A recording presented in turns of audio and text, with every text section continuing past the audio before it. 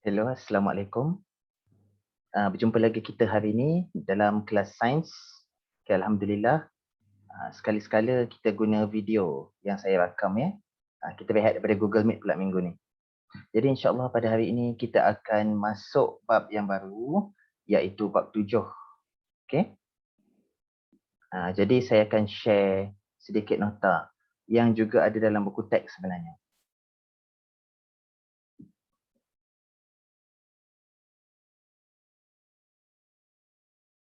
Okey.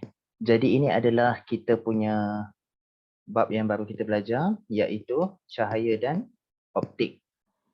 Okey. So tengok budak ni, apa yang dia pegang tu? Dia pegang satu kanta.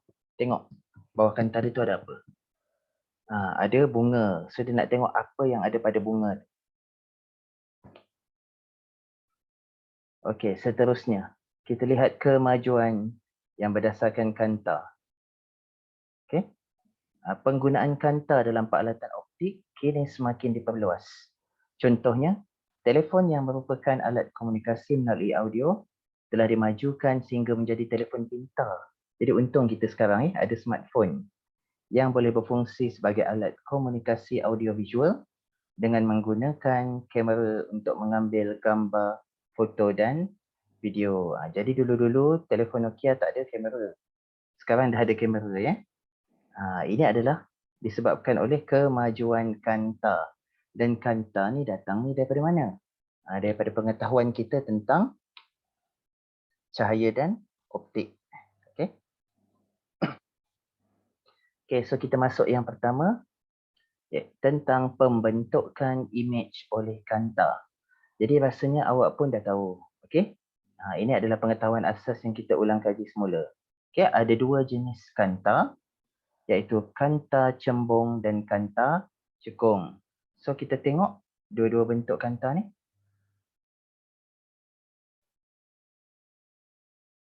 Okey. So awak tengok kanta cembung dengan kanta cekung di bawah.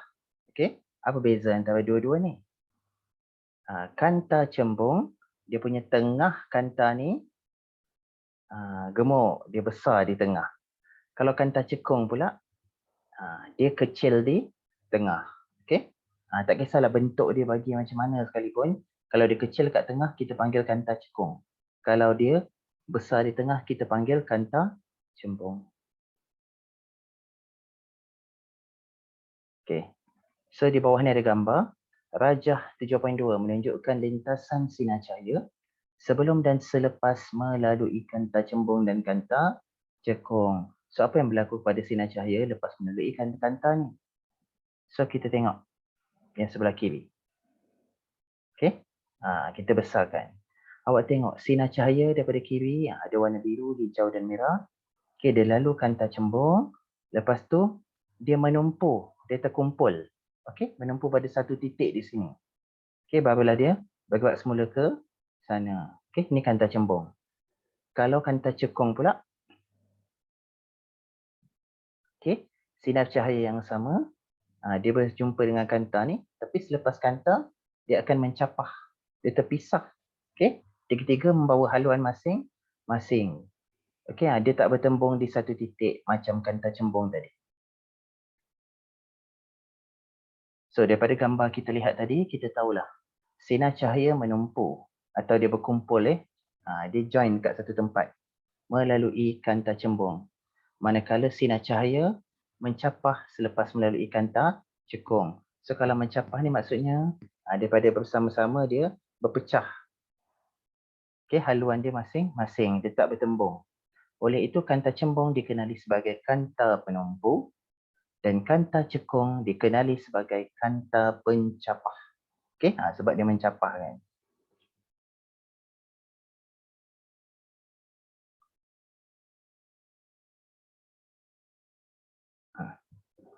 Okey, so dalam bab ini kita akan belajar satu istilah penting yang kita kenali sebagai titik fokus. Okey, kalau bahasa Inggeris dia focal point, F. Okey. So apakah itu titik fokus? Kalau bagi kanta cembung, Titik fokus F ialah satu titik dengan keadaan sinar cahaya tuju yang selari dengan paksi utama akan menumpu kepadanya selepas melalui kanta cembung. Okey. So kalau kita tengok gambar kanta cembung ni. Okey. Sama macam yang kita lihat tadi, ada sinar cahaya di sebelah kiri. Selepas dia melalui kanta cembung, dia akan berkumpul, dia akan menumpu di satu tempat. So tempat itulah yang kita panggil titik fokus. Okey. Kalau dalam kanta cekung pula, kanta cekung pula macam mana? Dia tak ada menumpu macam kanta cembung. So selepas dia melalui kanta ni, dia akan mencapah, dia akan terpisah dengan haluan masing-masing. So mana pula titik fokusnya? Kita tak jumpa titik fokus selepas kanta. Titik fokus ni kita jumpa sebelum kanta. Okey, sebelum dia berpecah tu, okey, dia akan bermula daripada satu titik yang kita lihat di sini. So kalau kita ada pembaris, kita ada pensel, kita boleh tarik menggunakan garis putus. Okey. Kalau kita tarik, dia akan sebelum kanta tu, dia akan bertembung di satu titik. So di situlah kita panggil titik fokus. Okey. Apa pula panjang fokus? Panjang fokus adalah jarak daripada kanta ni kepada titik fokus. Okey. Bagi kanta cembung macam ni. Bagi kanta cekung pula macam ni. Okey. Daripada kanta ni ke titik fokus. Boleh ya? Tak susah pun nak faham. Okey. Apabila sinar cahaya mencapah selepas melalui kanta cekung, diekstrapolasikan ke belakang. Sinar cahaya ini akan bersilang pada suatu titik. So inilah yang saya tunjuk tadi. Okey, dia tarik ke belakang. So yang saya kata awak gunakan pembaris dan pensel, tarik guna garisan putus-putus, ini kita panggil ekstrapolasi. Okey, ekstrapolasi ni maksudnya kita tambahkan garisan kita sendiri supaya kita lebih mudah memahami satu konsep. Okey. Kalau macam dalam kes ini kita tambah garisan kita sendiri supaya kita boleh tahu kat mana sinar cahaya itu bertembung sebelum dia mencapah. Okey.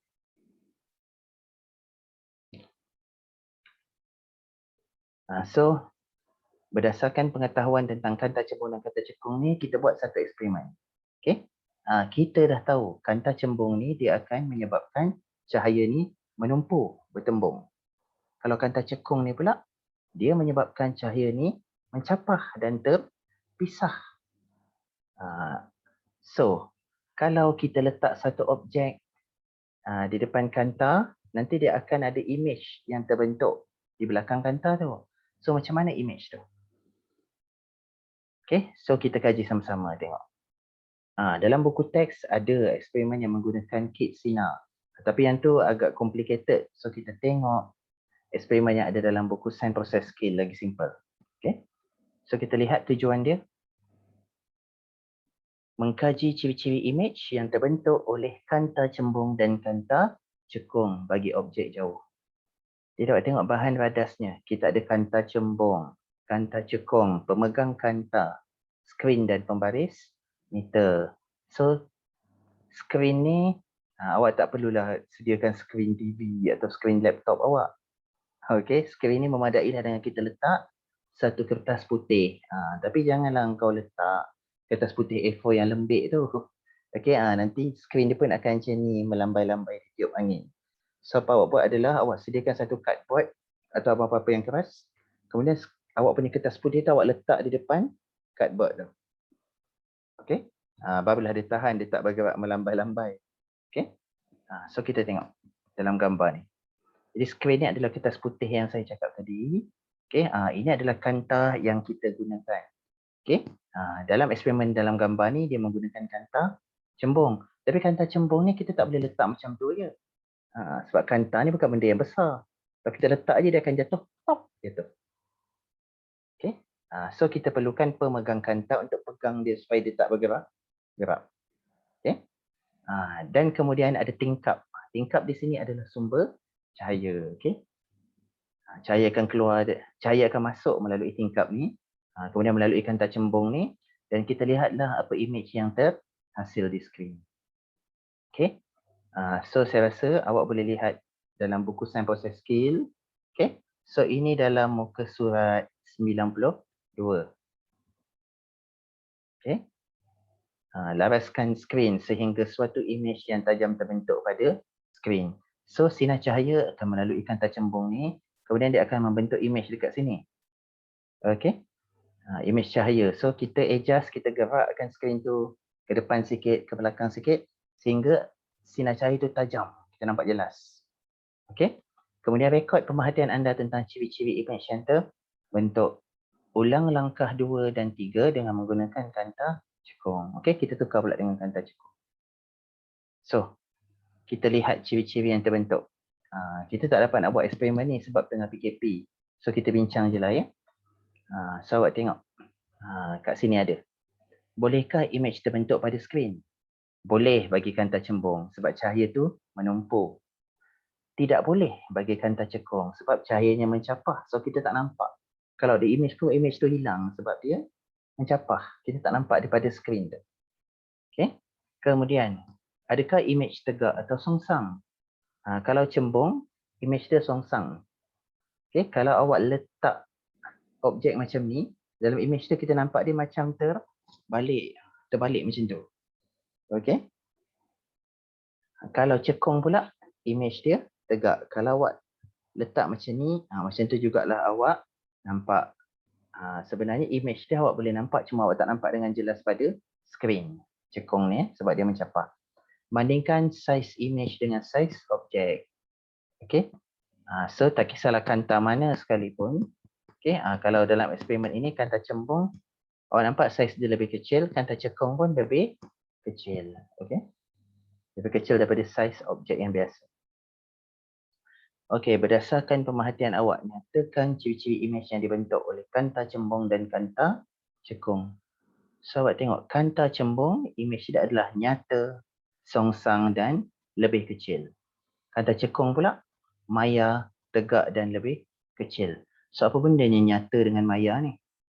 Nyata ni maksudnya imej awak tu jelas awak nampak pada skrin.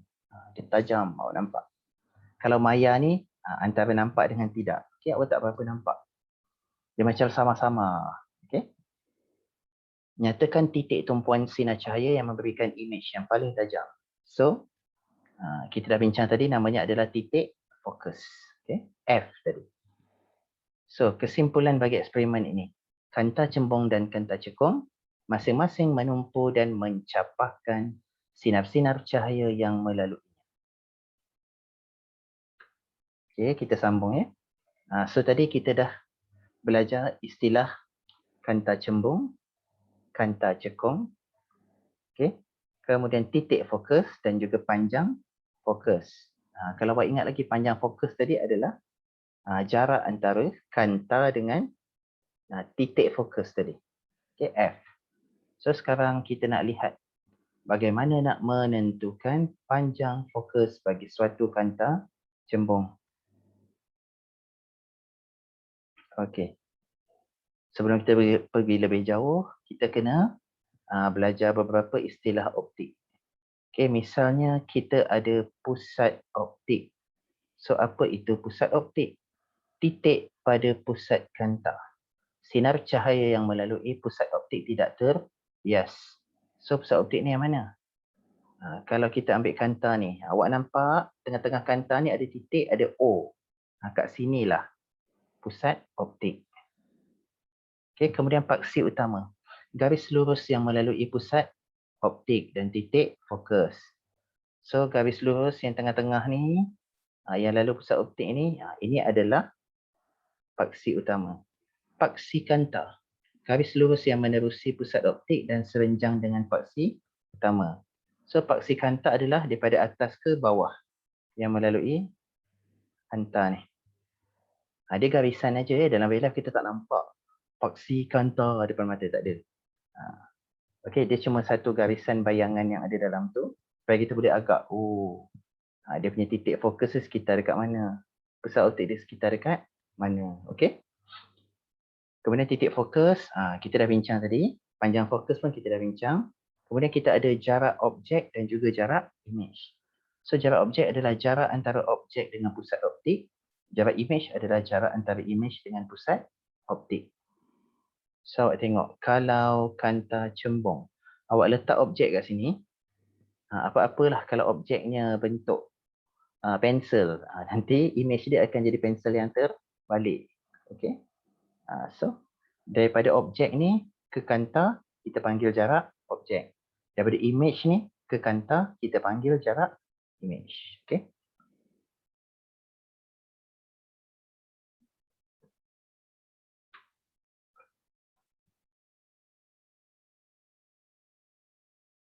Okey, mari kita jalankan aktiviti 7.2 untuk menentukan panjang fokus bagi suatu kanta cembung dengan menggunakan objek jauh melalui aplikasi konsep bahawa sinar cahaya dari objek jauh adalah selari.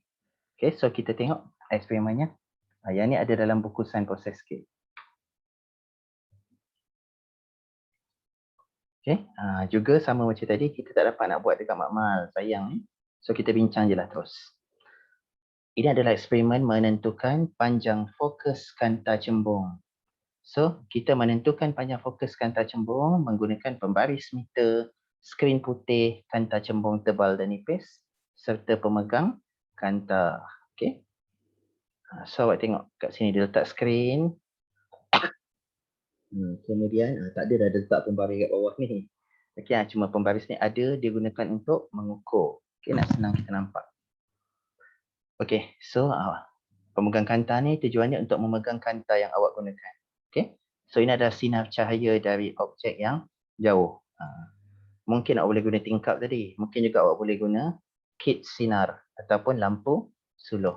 Okey, apa-apalah yang boleh menyediakan cahaya untuk awak. Okey, sediakan susunan radar seperti dalam gambar rajah ini. Letakkan satu kanta cembung tebal pada pemegang kanta. Okey, kemudian letak kanta ni kat depan skrin putih.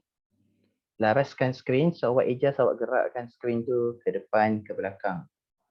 Okey. Supaya satu image yang tajam terbentuk. Sama macam eksperimen yang sebelum ni. Cuma kali ini bezanya kita nak ukur jarak antara kanta cembung dengan skrin. Kalau yang tadi kita sekadar tengok aja. Image dia macam mana, nyata ke, lebih kecil ke, songsang ke. Kali ini kita nak ukur jarak dia. Okey, daripada kanta ni ke skrin.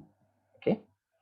So itulah yang kita panggil panjang fokus. Okey. Kemudian ulang langkah 2 hingga 6 dengan menggunakan kanta cembung nipis. So ini adalah keputusannya. Okey, ketebalan kanta cembung, kita ada tebal dan nipis, panjang fokus dia. Kalau kanta cembung yang tebal, panjang fokus dia adalah rendah 15 cm sahaja. Kanta cembung yang nipis pula, panjang fokusnya adalah 20. Kemudian kita lihat, nyatakan satu inference berdasarkan pemerhatian bagi aktiviti ini. Kanta cembung yang lebih tebal mempunyai panjang fokus yang lebih pendek. Okay. Nyatakan hubungan antara ketebalan kanta cembung dengan panjang fokusnya. Semakin tebal kanta cembung, semakin pendek panjang fokusnya. Kanta cembung tebal mempunyai panjang fokus yang pendek. Manakala kanta cembung nipis mempunyai panjang fokus yang panjang. Okay. So ini adalah kesimpulan bagi eksperimen ni. Okay. Boleh salin terus sekarang. Atau kalau tak sempat, lepas ni saya akan bagi juga. Okay, muka surat ni saya akan share dalam group WhatsApp. Okay. So tamatlah video kita untuk kali ini. Okay. So tugasan awak hari ini adalah menyalin benda-benda yang saya share dengan awak dalam buku Sains Proses Skills. Okay. Kemudian saya juga ada menyediakan kuis online. Nanti awak buka link yang ada tu ya.